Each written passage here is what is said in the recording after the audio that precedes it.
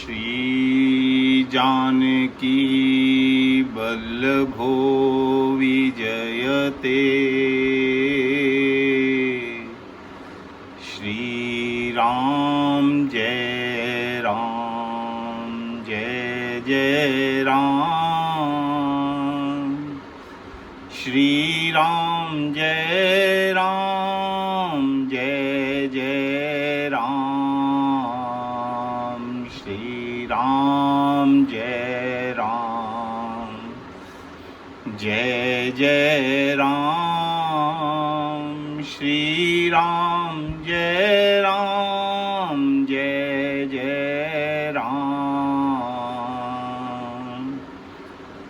मंगल भवन अमंगल हारी।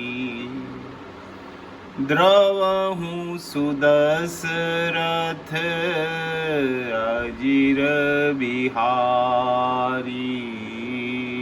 जय जय जय हनुमान गोसाई।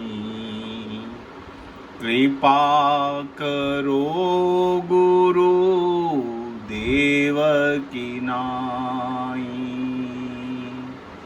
श्री राम जय जय राम। श्री राम जय जय राम। तब केवट ऊंचे चढ़ी धाई। कहऊ भरत सन भुजा उठाई।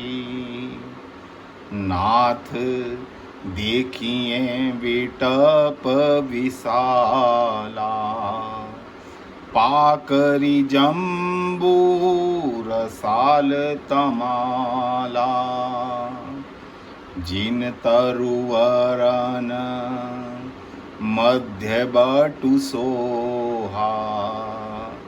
मंजू विशाल देखी मन मोहा।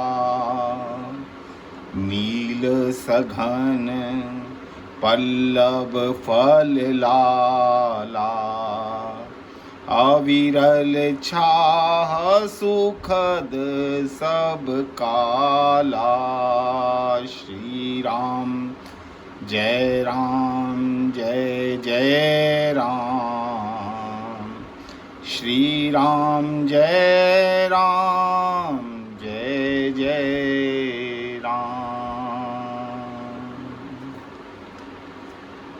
जय सिया राम। आइए कुछ देर के लिए बहुत ही एकाग्र मन से,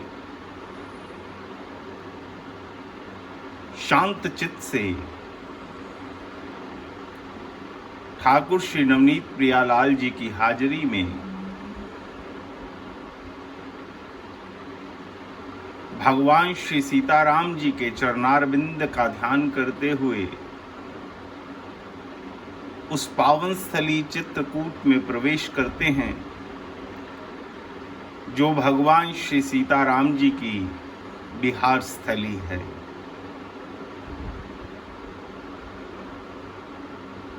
मन में कई प्रकार की बातें उठ रही हैं कि कहां से आज की वार्ता का प्रारंभ किया जाए। कल जहां से शुरू किया था कि निषाद श्री भरतलाल जी को चित्रकूट का वो भव्य दृश्य अपनी आंखों से दिखा रहे हैं कि भैया भरत आप देखिए, मेरी आंखों से देखिए चित्रकूट को। और भरत जी को बताते हैं, अपनी भुजा उठाकर इशारा करके भरत जी को दिखाते हैं कि देखिए वो 4 विशाल वृक्ष जो एक पाकरी का है, एक जामुन का है, एक रसाल है और एक तमाल है। उन 4 वृक्षों के बीच में एक विशाल बट का वृक्ष है। उस बट वृक्ष के नीचे माँ जानकी ने अपने हाथ से एक वेदिका, सुंदर वेदिका बनाई है। उस वेदिका के चारों तरफ बहुत सुंदर छोटे छोटे पौधे जानकी और लक्ष्मण जी ने लगाए हैं और इसी वेदिका के ऊपर भगवान श्री सीताराम जी विराजमान होते हैं और हरि कथा सुनते हैं, सत्संग करते हैं।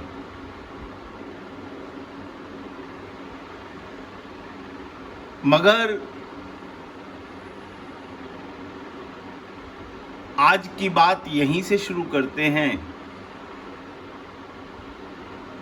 कि भगवान राम जो चित्रकूट में बैठकर सत्संग करते हैं, उसमें इतना अत्यधिक आनंद क्यों महसूस कर रहे हैं? भगवान राम इतने ज्यादा आनंदित चित्रकूट में क्यों हैं? भगवान राम सत्संग तो अवध में भी करते हैं, हरि कथा अवध में भी सुनते हैं, मगर एक नगर में रहकर कथा सुनना और एक वन में रहकर कथा सुनना, उसमें बहुत अंतर होता है। आपके शहर में कोई हरि कथा हो रही है, कोई सिद्ध संत आए हुए हैं, आपका कथा सुनने का मन भी बहुत है, मगर आपकी मजबूरियां, आपकी व्यस्तता आपको उस एकाग्रता से कथा नहीं सुनने देती। आप नगर की बात भी छोड़िए साहब, बड़े से बड़ा वक्ता, बड़े से बड़ा संत हर समय टीवी पर उपलब्ध है, हमारे घर में, हमारे ड्राइंग रूम में उपलब्ध है, जिसको सुनने के लिए हमें किसी प्रकार का कोई पुरुषार्थ नहीं करना पड़ता, बस चैनल लगाना है और कथा शुरू है। इतने चैनल उपलब्ध हैं, इतने संत उपलब्ध हैं, इतनी हरिकथा उपलब्ध है, मगर कमी कहाँ रह जाती है? हम वो एकाग्रता नहीं दे पाते। एक छोटी सी विज्ञान ने कैसा यंत्र बनाया है, एक छोटी सी पेन ड्राइव के अंदर जितनी मर्जी कथाएं आप भरकर जेब में रख सकते हो। जहां मन किया वहां पर आपने उस कथा को श्रवण कर सकते हो। प्रयास भी हम करते हैं, मन भी हमारा होता है, मगर प्राय ये देखने में आता है कि वो कथा सुनने और किसी तीर्थ में जाकर कथा सुनने के अंदर बहुत बड़ा भेद रहता है, बहुत बड़ा भेद रहता है। हमने ये अनुभव किया है पिछले 20-22 वर्षों के अंदर। इस वर्ष तो भगवान की वो कृपा भी शायद नहीं हो पा रही, मगर तीर्थ में जाकर कथा सुनने का जो आनंद है, कथा श्रवण का जो सुख प्राप्त होता है, वो अपने नगर या अपने घर में बैठकर नहीं मिल सकता। भगवान राम भी चित्रकूट में कथा सुनकर इसी कारण से आनंदित हैं कि अब भगवान राम बेफिक्र हैं, किसी प्रकार की कोई चिंता नहीं है। यहां भगवान राम और जानकी का जो मिलन है वो मर्यादा से परे है। मर्यादा, उनको किसी प्रकार की कोई चिंता नहीं है, किसी प्रकार की। आओ एक छोटी सी बात से इस बात को समझें थोड़ा। भगवान राम और जानकी का प्रथम मिलन एक बाग में होता है, एक वाटिका में होता है, पुष्प वाटिका में होता है। वाटिका, बाग और वन, हम इन तीनों को इस प्रकार से समझ सकते हैं। जो वाटिका होती है उसका क्षेत्रफल छोटा होता है। उस वाटिका के अंदर पौधे भी छोटे छोटे होते हैं, छोटे छोटे होते हैं, मगर वाटिका का ध्यान बहुत रखना पड़ता है, बहुत रखना पड़ता है।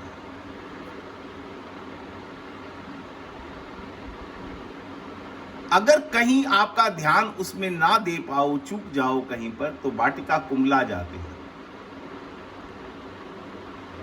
उसके बाद जब क्षेत्रफल थोड़ा बड़ा होता है तो उसको नाम दे दिया जाता है कि ये बाग है।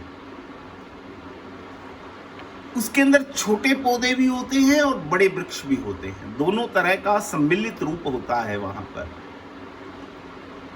मगर जितना ध्यान वाटिका का रखना पड़ता है उतना बाग का नहीं रखना पड़ता।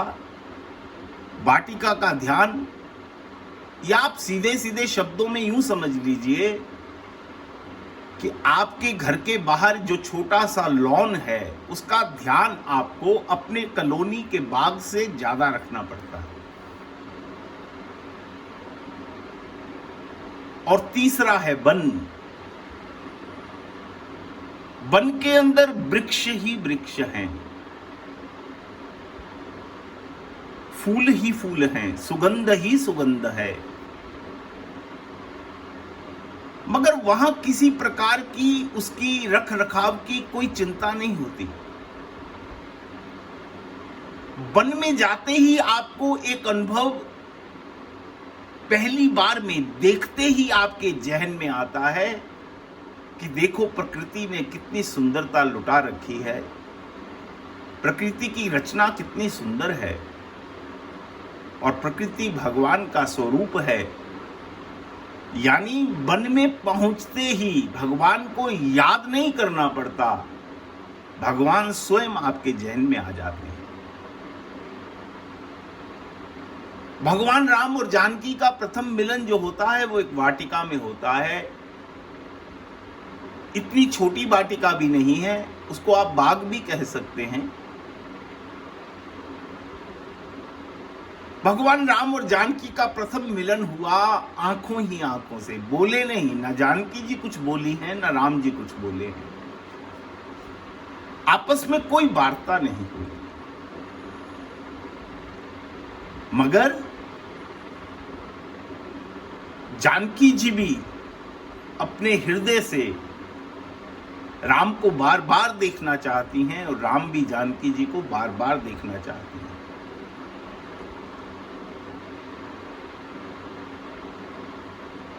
संतों ने तो यहां तक कहा कि जब सखियों ने जानकी जी को कहा कि बहुत देर हो रही है, घर पर मां सुनैना चिंता करती होंगी, अब हमको चलना चाहिए। जानकी जी सखियों के कहने पर चल तो पड़ती हैं, मगर संत ये बात कहते हैं कि जानकी जी भगवान राम को मुड़ मुड़ कर देखती हैं, बार बार अपनी गर्दन घुमाकर राम की तरफ देखती हैं, मगर मन के अंदर एक भय है। उस भय के कारण, हालांकि जानकी जी वहां से अभी जाना नहीं चाहती, मगर सखियों ने जो बात कह दी कि घर पर मां सुनैना इंतजार कर रही होंगी, उस भय के कारण जानकी जी चल पड़ती है। मगर चित्रकूट में जो मिलन होता है, अयोध्या में भी भगवान राम और जानकी विवाह के बाद कुछ समय रहे हैं, मगर वहां भी कुछ ना कुछ तो मर्यादा में रहना पड़ता है। कुछ ना कुछ नहीं, बहुत मर्यादा में रहना पड़ता है। मगर चित्रकूट में तो भक्ति और भगवान का जो मिलन है, जो विहार है, वो बिल्कुल निर्भयता से भरा हुआ है। वहां किसी प्रकार का कोई भय नहीं है, केवल और केवल सुख ही सुख है, सुख ही सुख है। देखो, अवध के राम, जनकपुर के राम, लंका के राम, पंचवटी के राम या चित्रकूट के राम, इनका अगर अलग अलग दर्शन करें तो संत कहते हैं कि भेद तो है, अंतर तो है। अयोध्या के अंदर या तो राम बाल रूप में है, या किशोर राम है, या फिर राजा राम है। राम के तीन ही तो स्वरूप हैं अयोध्या में। या तो वो अयोध्या में जब जन्म लेते हैं अपनी किशोर अवस्था तक बालक के रूप में रहते हैं, या किशोर होने के बाद एक किशोर राम, और या फिर वनवास से आने के बाद राजा राम। जनकपुर के अंदर राम ने अपना सर्वस्व लुटा दिया, सर्वस्व।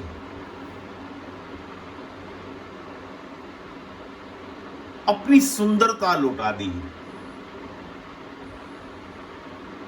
अपना शील दिखा दिया, अपना बल दिखा दिया। तीनों गुण जो थे भगवान के, वो तीनों भगवान ने जनकपुर के अंदर जनकपुर वासियों को दिखा दिए। सुंदरता तो भगवान राम ने जनकपुर में जाते ही दिखा दी। जब गुरुदेव विश्वामित्र से ये इच्छा रखी कि लखनलाल जी नगर देखना चाहते हैं, आपकी आज्ञा हो तो मैं लखन को नगर दिखा लाऊं। हालांकि संत उस समय विनोद करते हैं कि विश्वामित्र जी ने मन में सोचा कि राम, आप क्या नगर दिखा कर लाएंगे? क्या आप यहां पहले आए हुए हैं? आप भी तो पहली बार आए हैं, आप कैसे लखनलाल को नगर दिखा लाएंगे? मगर राम तो जनकपुर वासियों को, जनकपुर को नहीं देखना चाहते, जनकपुर वासियों को अपनी सुंदरता दिखाना चाहते हैं कि हम कितने सुंदर हैं। और उस कार्य के अंदर वो सफल भी हुए। जनकपुर जो विदेह नगर है, जिन्होंने आज तक देह की सुंदरता का भान नहीं किया था, उस नगर का राजा विदेह जब राम को पहली बार देखता है तो देखता ही रह जाता है। पूछता है बार बार गुरु विश्वामित्र से कि ये कौन है, ये बालक कौन है?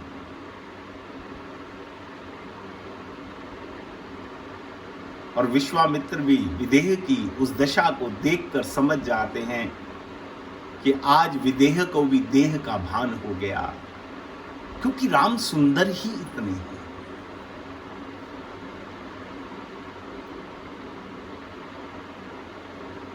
जनकपुर की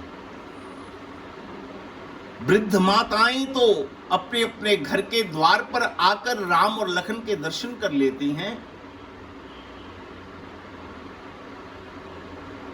कुछ वृद्ध बुजुर्ग जनकपुर के घरों में ऐसे हैं जो द्वार तक नहीं पहुंच पाते, मगर एक खुशबू फैल जाती है जनकपुर के अंदर। हर व्यक्ति अपने द्वार की तरफ भागता है कि ना जाने कौन दो सुंदर राजकुमार आए हैं, हम देख लें, कहीं ये अवसर चूक ना जाए। जो किशोर युवतियां हैं जनकपुर की, वो अपनी अटारी से, झरोखों में से, घूंघट की आड़ में भगवान राम और लक्ष्मण को निहारती हैं। और देखती भी कैसे हैं? जैसे कोई रंक बहुत बड़ा खजाना देख ले, जैसे कोई भूखा व्यक्ति को 56 भोग के दर्शन करवा दिए जाएं। इस प्रकार से जनकपुर की महिलाएं राम और लक्ष्मण को देखती हैं। छोटे छोटे बालक जनकपुर के भगवान राम और लक्ष्मण को घेर कर उनके साथ साथ चलने लगते हैं और जनकपुर के बारे में बतलाते हैं, दिखाते हैं जनकपुर को। जनकपुर में जो जो विशेष था भगवान राम और लक्ष्मण को दिखाया। उस स्थान पर भी ले गए जहां पर धनुष यज्ञ होना था, वो स्थान भी दिखाया। और उसके बाद बालक भगवान राम से आग्रह करने लगे कि प्रभु 1 मिनट के लिए आप हमारे घर में भी तो चलिए ना। हमारे घर में एक बुजुर्ग हमारे दादा हैं, वो चल नहीं पाते। एक मिनट के लिए प्रभु आप उनको भी तो नेत्र सुख दे दीजिए। और उन मासूम बालकों की बात सुनकर भगवान राम सजल हो जाते हैं और किसी भी बालक को मना नहीं कर पाते। और जो जो जहां जहां जिसकी जो इच्छा है भगवान परिपूर्ण करते हैं। ये तो भगवान ने अपनी सुंदरता दिखाई। धनुष तोड़कर भगवान ने अपनी सबलता दिखाई कि जिस धनुष को 10,000 राजा मिलकर भी उठा नहीं पा रहे, हिला नहीं पा रहे, उसको ये अति सुकोमल बालक, किशोर, जिसके माथे पर वाटिका के अंदर पुष्प तोड़ते हुए पसीना आता है, पुष्प तोड़ते हुए।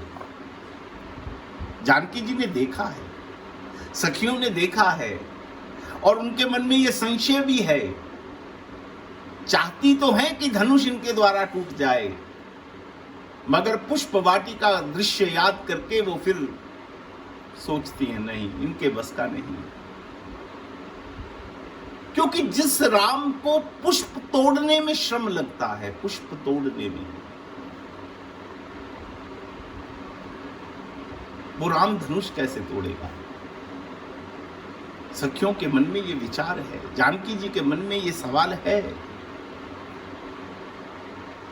और बाद में कभी जानकी जी ने राम से ये प्रश्न भी किया, ये जिज्ञासा भी रखी कि प्रभु एक दृश्य मैंने देखा था कि वाटिका के अंदर जब फूल आप तोड़ रहे थे तो आपके माथे पर श्रम बिंदु आ गए थे, फिर आपने बिना छुए इतनी आसानी से धनुष कैसे तोड़ दिया? भगवान राम कहते कि जानकी आप गलत समझ रही हैं, मुझे कोई फूल तोड़ने में श्रम नहीं लग रहा था, मगर मेरा स्वभाव ऐसा है, मैं क्या करूं? मैं जब पुष्पों का चयन कर रहा था, फूलों का चयन कर रहा था, तो मैं उसी फूल को तोड़ना चाहता था जो खिले हुए थे। तो एक अधखिली कली मुझसे बोली कि प्रभु आप हमें क्यों छोड़ रहे हैं? हमें क्यों छोड़ रहे हैं? हमारा भी तो चयन कर लीजिए। देखो एक जीवन की अंतिम इच्छा क्या है कि भगवान के द्वारा हम चयनित हो जाएं, भगवान हमारा चयन कर लें, बस यही तो है। वो अधखिली कली भगवान से कहती है कि प्रभु आप हमें क्यों छोड़ रहे हैं? हमारा भी तो चयन कर लीजिए। अगर हम कम खिली हैं तो इसमें हमारा दोष थोड़ी है। हमें थोड़ी मालूम था कि आज सुबह आप आने वाले हैं, हमारा भी तो चयन कर लीजिए। मगर भगवान राम का मन नहीं मानता। भगवान राम कहते हैं अभी तो आपने दुनिया देखी नहीं, अभी तो आप खिली नहीं, मैं आपको कैसे तोड़ लूं? तो वो कली राम को बहुत सुंदर जवाब देती है। कली कहती है प्रभु अब नहीं तो शाम तक खिल जाएंगी और कल सुबह तक मुरझा भी जाएंगी, फिर ना जाने किसके पैरों के द्वारा, पैरों के तलवों में हमारे को रोंद दिया जाएगा। तो हमारा इस दुनिया में आना और जाना बेकार हो जाएगा। अगर आपके द्वारा हमारा चयन कर लिया गया तो हमारा भी अंकुरित होना, खिलना, इस दुनिया में आना सफल हो जाएगा। क्या हर जीव की इच्छा ऐसी नहीं होनी चाहिए? उस अधखिली कली से कुछ शिक्षा नहीं लेनी चाहिए? तो भगवान राम जानकी को कहते हैं कि वो जो अधखिली कली से जो मेरी वार्ता थी, उसकी वार्ता ने मेरे माथे के ऊपर पसीना ला दिया। मैं इतना ज्यादा द्रवित हो गया कि जिसके कारण मेरे माथे पर श्रम बिंदु आ गए। और भगवान राम ने देखते ही देखते, जैसे ही गुरुदेव विश्वामित्र ने आदेश दिया, भगवान राम ने जाकर धनुष को प्रणाम किया, परिक्रमा की, और छुआ तो है ही नहीं, छूते तो किसी ने देखा ही नहीं, और धनुष 2 टुकड़े होकर भगवान राम के चरणों में अपने आप ही गिर गया। इतने सबल हैं राम।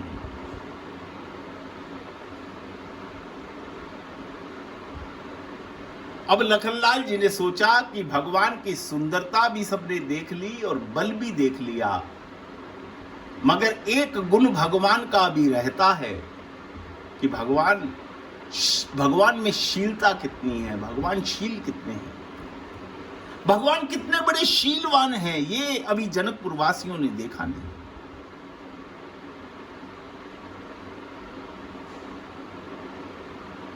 तो जब उस जनकपुर के धनुष यज्ञ के मंडप में परशुराम जी का प्रवेश होता है, लखनलाल जी जानबूझकर परशुराम जी को आग बबूला कर रहे हैं, जानबूझकर, कि मेरे आग बबूला होने पर, मेरे ज्यादा बोलने पर जो परशुराम जी भड़केंगे और राम उनको कैसे समझाएंगे, राम उनसे कैसे वार्तालाप करेंगे, तो उस वार्तालाप से जनकपुर वासियों को भगवान राम की शीलता का परिचय हो जाएगा। भगवान राम कितने शीलवान हैं ये जनकपुर वासियों को मालूम पड़ जाएगा।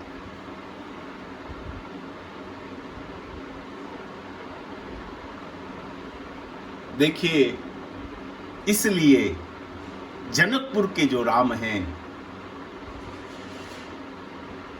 वो बड़े सुंदर हैं, बड़े सबल हैं और बड़े शीलवान हैं, या फिर यूं कह लीजिए बड़े सुंदर दुल्हा राम हैं और बड़े शर्मीले राम हैं। आप कोहबर की चर्चा कभी सुनिए कि जब भगवान राम और जानकी का विवाह हो जाता है, उसके बाद सखियां, एक प्रथा थी जनकपुर के अंदर, भगवान राम और जानकी को सखियां कोहबर में ले जाती हैं और वहां जो वार्तालाप होता है, भगवान राम तो अपनी आंख ही नहीं उठा पाते, किसी बात का सखियों को जवाब ही नहीं दे पाते, शर्माते रहते हैं, बड़े शर्मीले हैं, बड़े शर्मीले। बस जहां पर राम और जानकी को बिठाया गया था उसके सामने ही एक बहुत बड़ा खंभ था, उस खंभ के अंदर मणि जड़ित थे, उस मणि के अंदर जानकी जी की प्रतिछाई पड़ रही थी। भगवान राम तो बस उसको निहार निहार कर मुग्ध होते रहे और शर्माते रहे।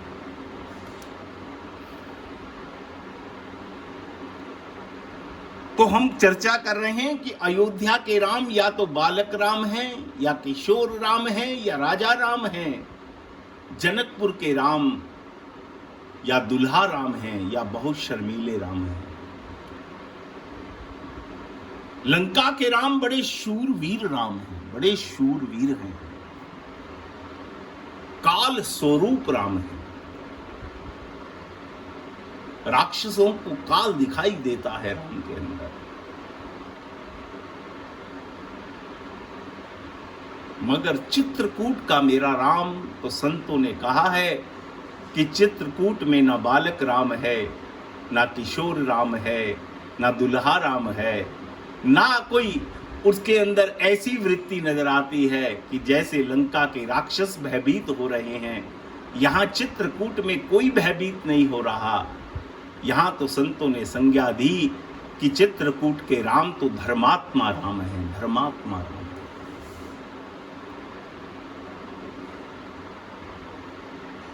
अभी अभी राम बन के राजा हुए हैं, बन के राजा। सुमंत को जब रथ से छोड़ा, केवट से मिलन हुआ, वहीं से वन का राज्य शुरू होता है। भगवान के राम के राज्य की परिधि शुरू होती है, भगवान राम के राज्य का क्षेत्र शुरू होता है जब सुमंत का रथ छोड़कर केवट की नाव में बैठते हैं। तो संत कहते हैं कि केवट के आगे भी प्रभु जो हर बात के लिए झुक जाते हैं, उसके पीछे भी कारण यही था कि भगवान राम कहते हैं ये राम राज्य का प्रथम नागरिक है, प्रथम नागरिक, और कम से कम मैं प्रथम नागरिक को तो प्रसन्न कर लूं, जो ये चाहता है वो इसको करने दूं ना, क्योंकि ये मेरे क्षेत्र का प्रथम नागरिक है, प्रथम नागरिक। और उसके बाद भगवान राम 12 वर्ष तक राज्य सिंहासन लगाकर साहब चित्रकूट के अंदर धर्म का राज्य करते हैं, धर्म का राज्य। बड़े प्रसन्न चित्त रहते हैं राम। वहां की दिनचर्या को देखकर, वहां के भगवान के क्रियाकलाप को कोई देखकर कह नहीं सकता कि प्रभु कोई वनवास के अंदर है ना। किसी प्रकार का कोई विषाद, कोई दुख नहीं, कोई कमी नहीं। कमी कहां से होगी साहब? जहां पर पहुंचकर देखो, ये चित्रकूट तो भगवान राम से पहले भी था, भगवान राम के समय में भी है और भगवान राम के बाद में भी है, आज भी है।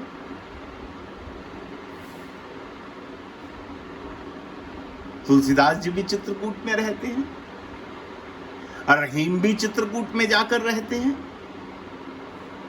रहीम आप जानते ही हैं कि इस अखंड भारत के सम्राट राजा अकबर के नवरत्नों में से एक थे रहीम। बहुत नाम था, बहुत नाम था। मगर जब अकबर के बाद आगे परंपरा बढ़ी तो रहीम का कुछ तिरस्कार हो गया, रहीम को निकाल दिया गया। और रहीम ने निकलने के बाद सोचा कि अब कहां रहा जाए। तो उनके जहन में एक ही बात आई कि जब राम के ऊपर विपदा आई थी तो राम चित्रकूट में रहे थे, क्यों ना मैं भी चित्रकूट में रहूं। यहां जिस व्यक्ति पर विपदा आती है वो जब आकर रहता है तो बहुत प्रसन्न चित्त रहता है, क्यों ना मैं भी वहां पर प्रसन्न चित्त होकर रहूं और चित्रकूट में वास करूं। तुलसीदास जी भी समकालीन थे रहीम के। तुलसीदास जी और रहीम का आपस में मिलन भी होता है चित्रकूट में।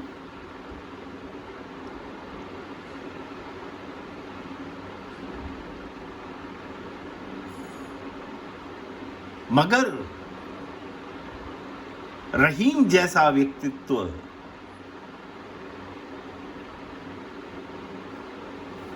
एक बार जब भी हम लोग, आप लोग भी गए होंगे, जब भी लोग चित्रकूट की यात्रा करते हैं तो भगवान कामतानाथ श्री कामदगिरि पर्वत की परिक्रमा जरूर करते हैं। जैसे वृंदावन ब्रिज में कोई जाए जिनका स्वास्थ्य अनुकूल हो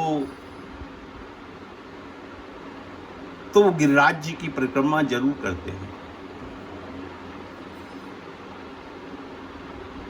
हमारे इधर उत्तर भारत के अंदर तो इतना नहीं है, मगर पूरा राजस्थान, गुजरात के लोग जब भी आते हैं वो सीधा गिरिराज जी आते हैं। बस उनको तो गिरिराज जी से मतलब है और कहीं उनका आना जाना नहीं होता। गिरिराज जी की परिक्रमा की और दूध चढ़ाया और दर्शन किए और वापिस इसी प्रकार जो लोग चित्रकूट जाते हैं, श्री कामतानाथ जी की परिक्रमा जरूर करते हैं। एक बार तुलसीदास जी भी आए परिक्रमा करने के लिए, तो रहीम भी साथ हो लिए कि चलो बाबा मैं भी आपके साथ चलता हूं, परिक्रमा करता हूं। परिक्रमा के अंदर एक लीला हो गई कि जो चित्रकूट का उस समय का राजा था, वो रास्ते में खड़ा अपने हाथी जिसकी वो सवारी कर रहा था उसको बहुत ताड़ना दे रहा था, उसको बहुत मार रहा था, सजा दे रहा था। तुलसीदास जी और रहीम जी आपस में बातें करने लगे।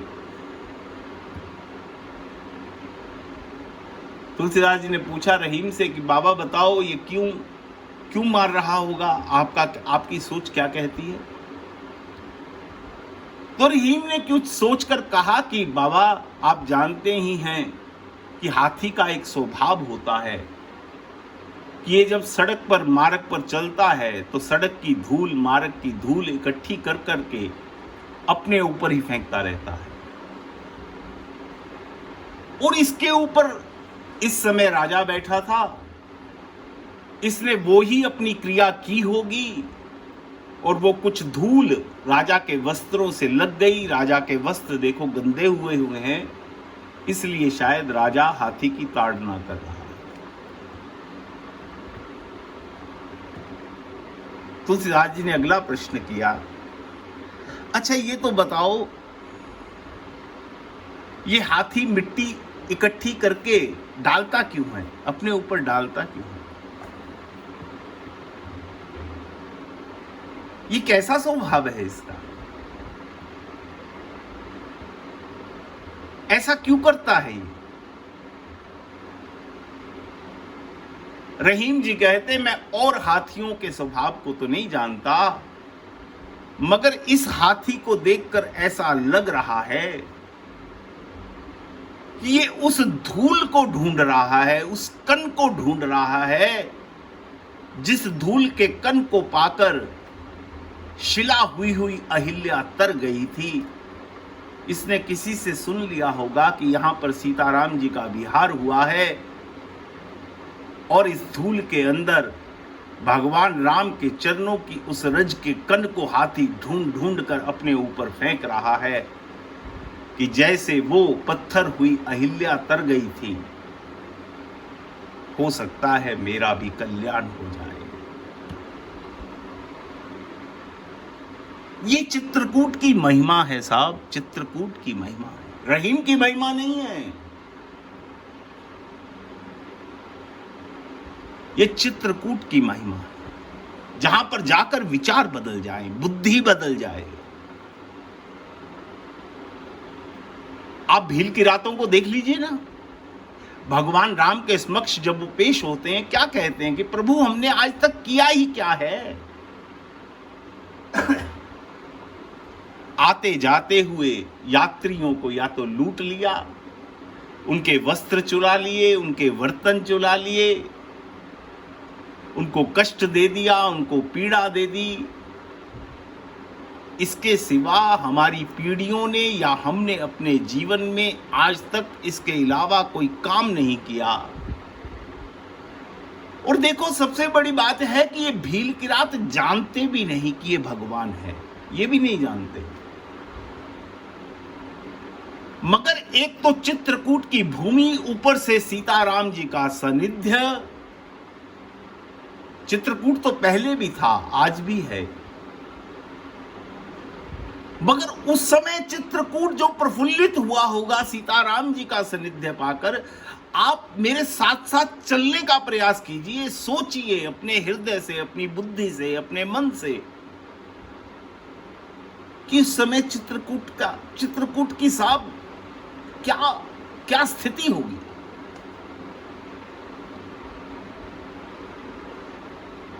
जब बिना बुलाए साहब कोई मन चाहा आपका मित्र, आपका मेहमान, आपका कोई बंधु आपके घर रहने आ जाए, आपकी प्रसन्नता का ठिकाना नहीं होता। जहां जहां वो पांव रखता है, आप उस पांव के नीचे अपनी हथेली रखने का प्रयास करते हैं, क्योंकि आप उससे प्रेम बहुत करते हैं। और बिना बुलाए अचानक आ गया। क्या चित्रकूट ने कभी सोचा था? आप इसको एक पर्वत की दृष्टि से मत देखना, अपराध हो जाएगा।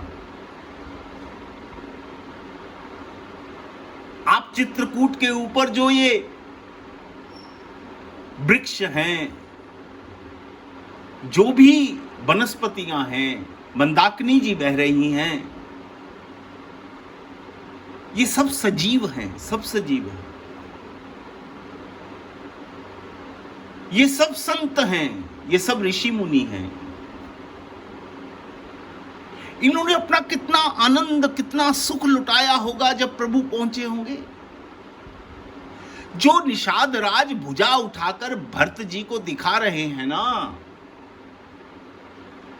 तुलसीदास जी का ये वर्णन करने का मतलब ही ये है कि जब निषाद राज हाथ उठा रहे हैं, तो आप भी कथा सुनते सुनते, कथा पढ़ते पढ़ते एक बार आंख उठाकर ऊपर देखो तो सही, कि शायद आपको भी नजर आ जाए।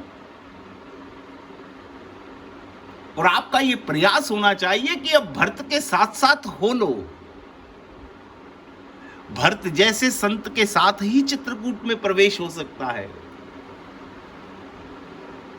आप टिकट खर्च के साहब गाड़ी में बैठकर चित्रकूट जा आएंगे। हम ना जाने कितनी बार वृंदावन गए, कितनी बार वृंदावन से वापस आ गए,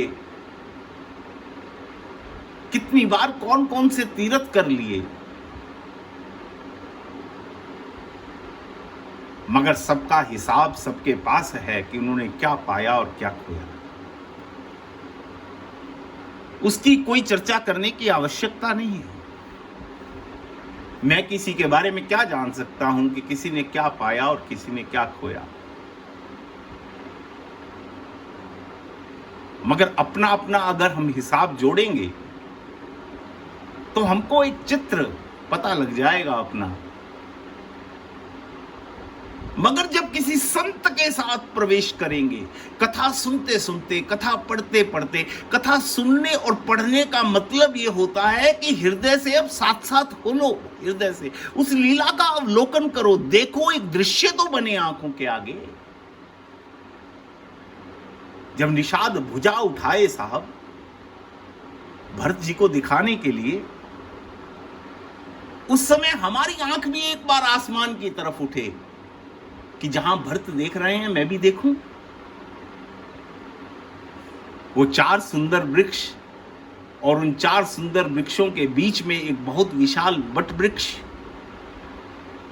ऐसा दृश्य जब बाबा ने पेश किया है, उसके मायने ही ये है कि जीव इसको जी सके, जीव इसको पी सके। हमारा प्रयास ये होना चाहिए कि हम मन, बुद्धि, चित्त, अहंकार से उस स्थान के ऊपर पहुंचें, उस लीला में प्रवेश करें। कभी ये प्रयास तो करें कि भगवान की कोई भी सुमधुर लीला चल रही है, कुछ देर के लिए अपने नेत्र बंद करके उस लीला में प्रवेश करने का प्रयास तो करें। एक बार प्रयास करने से कामयाबी नहीं मिलती होती भैया, ये बड़ा कठिन काम है। बहुत जन्मों से बिछड़े हुए हैं, बहुत जन्म हो गए, प्रवेश मिलते मिलते मिलेगा। मगर एक बात की गारंटी है, कुछ ही दिन के प्रयास के अंदर आपको किसी ना किसी लीला की अनुभूति अवश्य होगी, अवश्य होगी।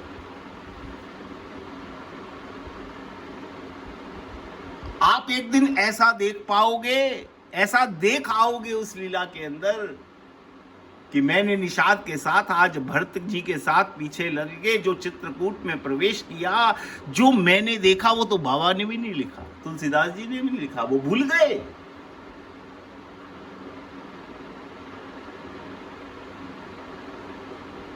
आप कुछ ऐसा देखाओगे, नया देखाओगे, क्योंकि वो दिने दिने नवम नवम है, उसकी लीला तो नित्य चल रही है। क्या आज चित्रकूट पे श्री सीताराम जी का विहार नहीं होता? आज भी होता है। जरूरत है तो हमारे प्रवेश की। भगवान की लीला तो सदैव चल रही है, सदैव। इसका प्रमाण है भैया, प्रमाण है। भगवान न जाने कितनी बार भगवान का वनवास हो चुका, कितनी बार भगवान का चित्रकूट में प्रवेश हो चुका, इसकी गिनती नहीं है। ना गिनती करने की जरूरत है, ना इस चक्कर में पड़ने की जरूरत है। वाल्मीकि रामायण आप पढ़िए, जब भगवान राम का वनवास होने लगा, जानकी जी ने जाने की जिद पकड़ी, तो भगवान राम कई तरह से जानकी जी को समझाते हैं कि आप बहुत सुकोमल हैं, वन बहुत भयानक होता है, तरह तरह के हिंसक पशु होते हैं, रास्ता बहुत पथरीला होता है, ना खाने का कोई साधन होता है, ना रहने को छत होती है। आप कैसे रह पाएंगी? आज तक आपने जमीन में पांव नहीं रखा, आप कैसे उन दुर्गम रास्तों के ऊपर चल पाएंगी? राम ने बहुत समझाने का प्रयास किया, मगर वाल्मीकि रामायण में, तुलसीदास जी की रामायण में जानकी जी ने अलग तरह के तर्क दिए हैं, मगर वाल्मीकि रामायण में एक तर्क यह भी जानकी जी ने दिया है कि प्रभु आज तक कितने अवतार हुए और हर बार जानकी आपके साथ जाती है, तो इस बार क्यों नहीं? न जाने कितनी बार त्रेता आ गया, कितनी बार त्रेता आ गया, कितनी बार राम का अवतार हो गया, कितनी बार राम सीताराम जी की चित्रकूट बिहार स्थली हो चुकी। तो जानकी जी कहती है, प्रभु मैं आपके साथ कोई पहली बार नहीं जा रही, हर त्रेता में साथ जाती हूं, तो इस बार आप इतना जोर क्यों लगा रहे हैं? इस बार भी मैं आपके साथ ही चलूंगी। भक्ति भगवान से अलग होकर नहीं रह सकती भैया, साथ नहीं रह सकती।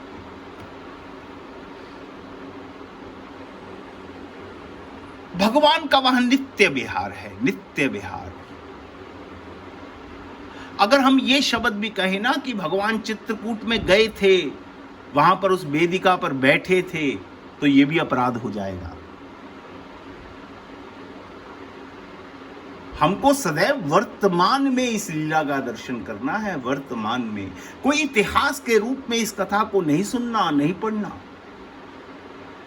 जब भी भगवान कृष्ण की कथा सुने, गाएं, राम की कथा सुने और गाएं, तो सदैव यही सोचना है कि अभी चल रही है, अभी हो रही है।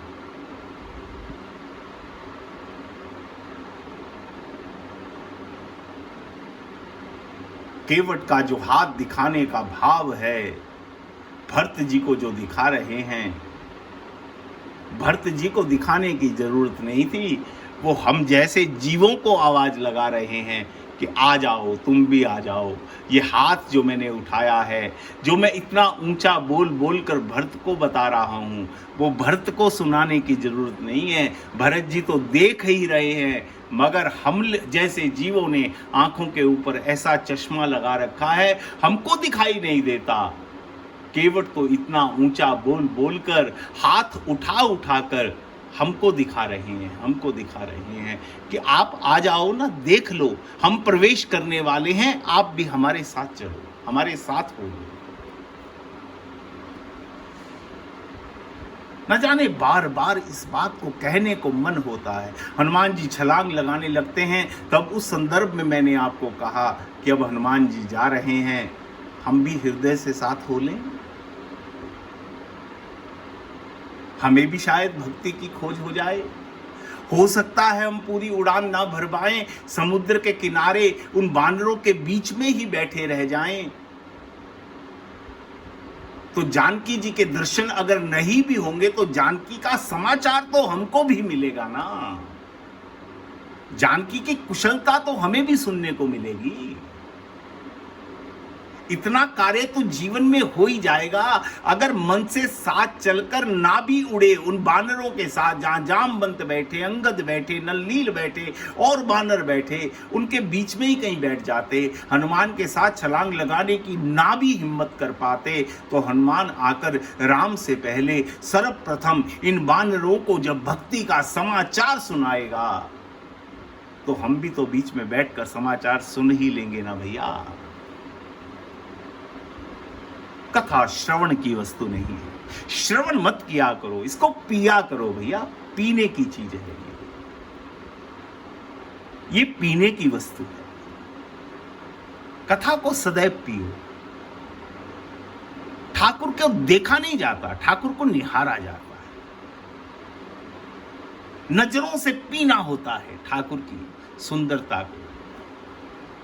देखते तो संसार के विषय विलास भोग देखने के लिए तो बहुत भरे पड़े हैं साहब, जितना मर्जी उनको देखो, मगर ठाकुर जी को मत देखो भैया। ठाकुर जी का तो रूप लावण्य को पी जाओ, पी जाओ।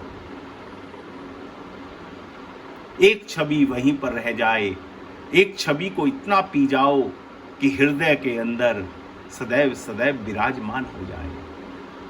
तभी तो जनकपुर वासी कहते हैं भैया कि सीताराम जी जो वापिस गए विवाह करके अयोध्या में, जिनका वनवास हुआ, हम उन सीताराम जी को जानते ही नहीं, वो कौन है।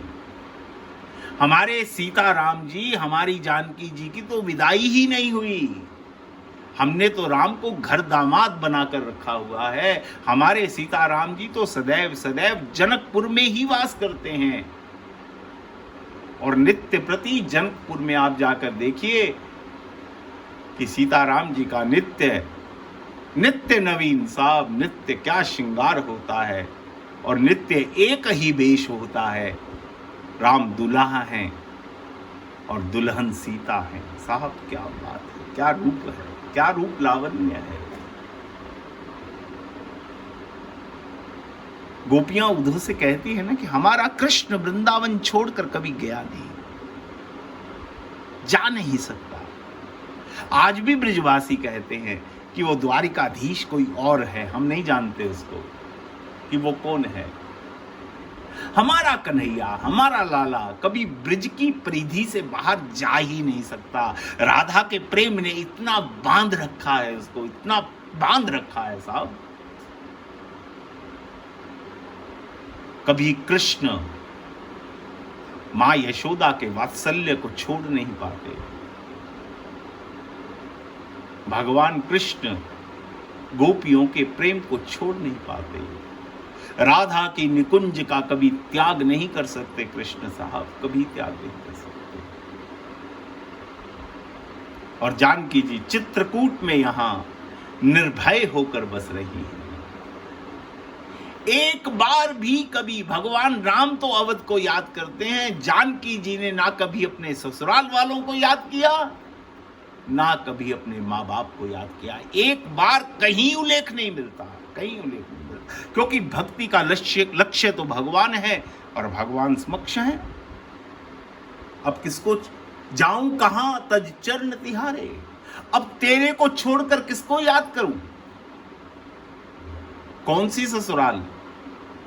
राजा दशरथ ने तो कह भी दिया था कुछ दिन ससुराल में रह जाना, कुछ दिन अपने मायके में चली जाना, जैसे आपका मन करे वैसे रह जाना, मगर आप वन में मत जाओ। मगर जानकी को ना ससुराल से मतलब है, ना मायके से मतलब है। जानकी याद कराती है चित्रकूट में भगवान राम को एक दिन कि प्रभु हम वाटिका में प्रथम बार मिले थे, आपके मन में भी कितना संकोच था, मेरे मन में भी कितनी लज्जा थी, आपके मन में भी बहुत जल्दी थी जाने की। गुरुदेव के लिए पुष्प लेकर जाने थे, उनके पूजा में विलंब ना हो जाए, हमें भी गौरी पूजा कर कर घर पहुंचना था। माँ सुनैना इंतजार कर रही थी, आप भी संकोच में थे, मैं भी संकोच में थी, छोड़ना दोनों में से कोई नहीं चाहता था। आप भी मुझे निरंतर अपलक निहारना चाहते थे, मैं भी आपको अपलक निहारना चाहती थी, मगर हम दोनों ही चले गए, हम उस सुख से वंचित हो गए मगर ये चित्रकूट कैसा स्थान है, कितना सुंदर स्थान है। यहाँ मैं हूँ या आप हैं, आप निरंतर मुझे निहार रहे हैं। ना आपको कोई संकोच है, ना मुझे कोई संकोच है, ना आपको कहीं जाने की जल्दी है, ना मुझे कहीं किसी काम की कहीं जाने की जल्दी है। हम कितने निर्भय हैं, कितने यहाँ पर एक दूसरे के सुख में डूबे हुए हैं। इसी कारण से चित्रकूट की महिमा है साहब, क्योंकि यहाँ सीता राम जी एक दूसरे के अंदर निमग्न हैं, डूबे हुए हैं, रस की अनुभूति कर रहे हैं। जानकी जी अपने प्रियतम की अनुभूति कर रही हैं और भगवान राम साक्षात भक्ति स्वरूपा जानकी जी का रसास्वादन कर रहे हैं। इन बातों को तुलसीदास जी ने मानस में इतना अधिक नहीं खोला,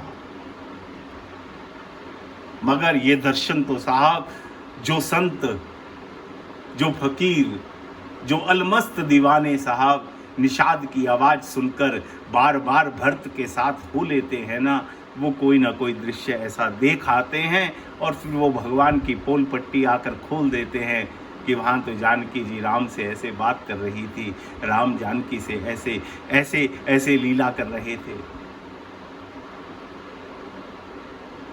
ये उन संतों का कार्य है, जब राम कथा वो सुनते हैं, जब ये प्रसंग आता है कि निषाद ने आवाज़ लगाई है, तो वो भरत के पीछे पीछे होकर चित्रकूट में प्रवेश कर जाते हैं। जितने दिन हरि कृपा करते हैं वो उनके साथ साथ रहते हैं, साथ साथ लीला देखते हैं। हर व्यक्ति हर चीज़, हर लीला नहीं देख पाता। कोई कुछ दिखाता है, कोई कुछ दिखाता है, मगर जब उनका आकर सुमधुर मिलन होता है साहब, तो बहुत सुंदर अमृत की रूपी गंगा प्रकट हो जाती है, बहुत अमृत रूपी गंगा प्रकट हो जाती है। इसलिए संतों के साथ, कथा के साथ साथ प्रवेश करना सीखो। चित्रकूट बहुत पावन स्थल है, बहुत पावन स्थल है। तीर्थों के राजा हैं प्रयाग, मगर जब प्रयाग में भी दोष आ जाते हैं, वो भी अपने आप को पावन करने के लिए, शुद्ध करने के लिए चित्रकूट में आकर मंदाकिनी में स्नान करते हैं। ऐसा है भैया चित्रकूट। चित्रकूट की महिमा का वर्णन नहीं किया जा सकता। फिर भी जहां तक बुद्धि जाएगी, बस समझने की जरूरत है। मेरा मकसद एक ही है कि मेरे साथ आप प्रवेश कर जाओ और आपके साथ मैं प्रवेश कर जाऊं। बस कुछ समय चित्रकूट में बीत जाए, कुछ समय, क्योंकि भगवान की वहां विहार आज भी चल रहा है, आज भी चल रहा है। ना जाने कौन सा दृश्य हमारी आंखों को दिखाई दी जाए। हमारा ये लिया हुआ जन्म, हमारा ये शरीर, माँ ने जो कोख में हमको 9 मास रखकर जो दर्द उठाया है, माँ ने जो रक्त रूपी अपना दुग्ध पान हमें करवाया है, शायद हम उस दूध का कर्जा उतार पाएंगे। उसकी पीड़ा का इनाम उसको दे पाए कि माँ तेरी कोख से जन्म लेना आज सफल हो गया, सफल हो गया। कैकेयी जब कह रही है ना भगवान राम को कि तेरे को वन का राज्य दिया है, वनवास दिया है, तापस वेश विशेष उदासी, 14 वर्ष राम वनवासी। भगवान राम उस समय बहुत प्रसन्न हो गए, बस मर्यादा में थे इसलिए नाचे नहीं तो नाच पड़ते। राम इतने प्रसन्न हुए थे। राम कहते, मां मैं तो जानता ही था कि तुम भरत से ज्यादा मुझे प्रेम करती हो, आज आपने दिखा भी दिया। यहां अवध में राज्य सिंहासन पर बैठकर मैं क्या प्राप्त कर लेता, क्या मिल जाता मुझे। एक आध संत कोई साल भर में कोई अयोध्या में आता होगा तो उसको दर्शन करने को मिलते हैं। अब तो मैं हर संत के, हर मुनि के द्वार द्वार पर जाकर उनके दर्शन करूंगा, उनसे सत्संग करूंगा।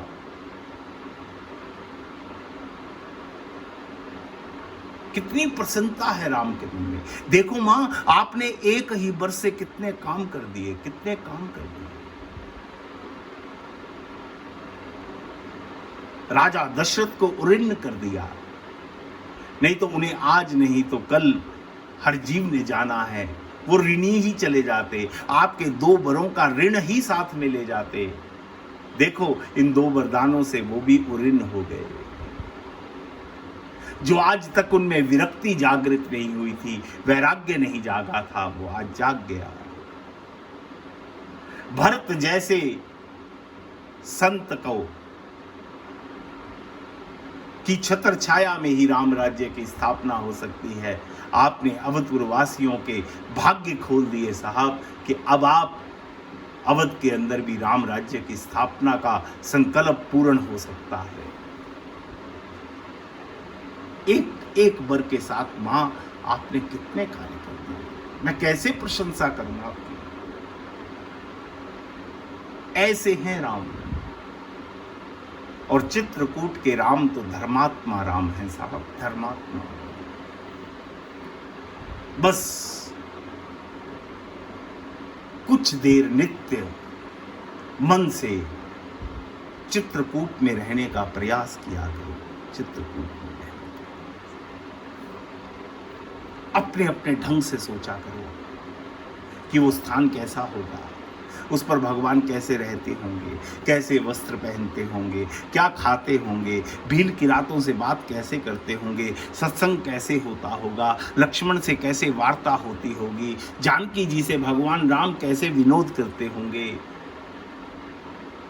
सोचो सोचो, देखो। बार बार प्रयास करने पे स्वप्न भी सत्य हो जाया करते हैं, झूठ सत्य हो जाता है साहब। एक झूठ को इतना जोर देकर बार बार बार बार कहा जाता है कि सामने वाले व्यक्ति को वो सत्य नजर आने लगता है।